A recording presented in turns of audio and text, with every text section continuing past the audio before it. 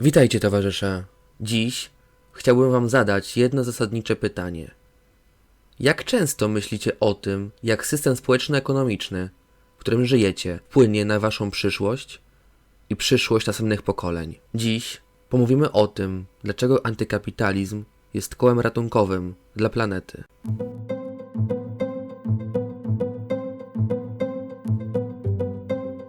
Żyjemy w bardzo ciekawych czasach. Znaczenie tych słów jest jednak mniej optymistyczne od ich brzmienia. Faktem jest, że kończą nam się zapasy zdatnej do picia wody. Coraz mniej gruntów nadaje się do uprawy roślin. Z każdym rokiem doświadczamy coraz gwałtowniejszych anomalii pogodowych spowodowanych globalnym ociepleniem. Zaledwie 3% wody na Ziemi to woda słodka, zdatna do picia, z czego aż 2/3 to woda zamarznięta w formie lodowców. Ludzi przybywa, wody pitnej ubywa, a system kapitalistyczny działa niczym pasożyt, wysysając ostatnie soki z planety w imię zysku i ekspansji międzynarodowych korporacji za wszelką cenę. Z żywnością nie jest wcale lepiej. Prawie 800 milionów ludzi głoduje. Zgodnie ze wszelkimi szacunkami wystarczy budżet w wysokości 34 miliardów euro, by zaspokoić kaloryczne zapotrzebowanie wszystkich głodujących osób na świecie. W tym samym czasie, łącznie w krajach Unii Europejskiej, wyrzuca się jedzenie o sumarycznej równowartości 143 miliardów euro rocznie. I są to oficjalne szacunki Komisji Europejskiej. Zadajcie sobie pytanie, czy kapitalizm jest efektywnym systemem? Na pewno pod względem akumulacji kapitału w rękach nielicznych, stopniowo, lecz nieustannie, pogłębiając przepaść między najbiedniejszymi a najbogatszymi. Można oczywiście powiedzieć, że rozwiązaniem jest kapitalizm z ludzką twarzą, ale czy rozwiązuje on problemy? Nie. Jedyne co wprowadza, to odrobinę bardziej równomierną redystrybucję wytworzonej wartości.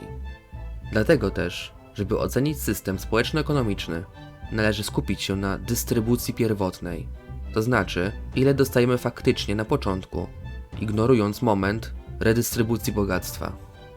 Sytuacja wygląda jednak w kapitalizmie tak, że 26 najbogatszych ludzi na świecie posiada tyle bogactwa, ile posiada 3,8 miliarda ludzi spośród biedniejszej części ludzkości.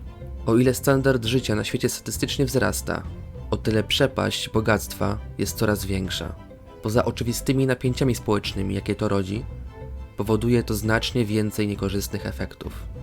W krajach o większych nierównościach dochodowych obserwujemy większą przestępczość, więcej przypadków uzależnień od używek, więcej samobójstw i tym podobne.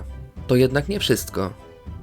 Nieefektywny system dystrybucji bogactwa, jaki prezentuje kapitalizm, powoduje sytuację, gdzie dalsza ekspansja kapitału w dzisiejszym świecie może zachodzić wyłącznie poprzez eksploatację do skraju możliwości każdego kawałka ziemi. Naiwni są ci, którzy mają nadzieję, że wielkie korporacje pewnego dnia się obudzą i przejdą z motywacji zysku na motywację pożytku społecznego i ekologię. Ekologiczny kapitalizm jest jedynie grą pozorów, podczas gdy kraje Zachodu szczycą się zmniejszaniem emisji gazów cieplarnianych.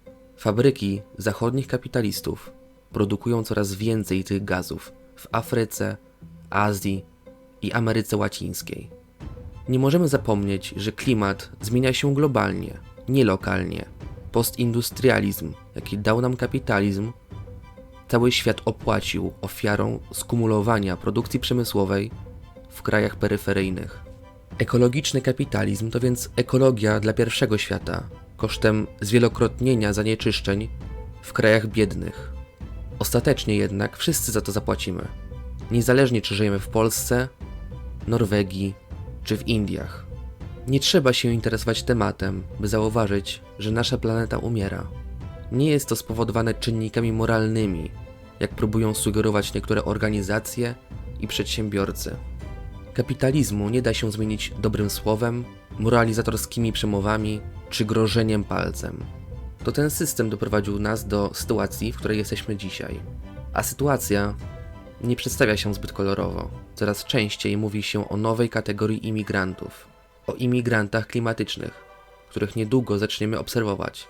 Nie będą oni uciekać przed wojną, głodem czy w poszukiwaniu lepszej pracy. Będą uciekać z niezdatnych do życia terenów, gdzie temperatura przekraczać będzie tolerowane dla człowieka maksimum. Jakie są dla nas perspektywy? Przede wszystkim musimy zmienić system na bardziej racjonalny, dystrybuujący bogactwo równomiernie, według wykonanej pracy, a nie zależnie od miejsca zamieszkania, statusu i posiadanych środków produkcji. Dopiero mając taki system, możemy mówić o rozwiązywaniu problemów ekologicznych w skali świata, bez przenoszenia problemu z jednego kraju do drugiego. Socjalizm nie jest kwestią młodzieńczego buntu czy widzimisię kawiorowej inteligencji. To desperacka próba ratowania naszego gatunku i całej planety. Czasu mamy coraz mniej, a rozwiązanie jest jedno: socjalizm.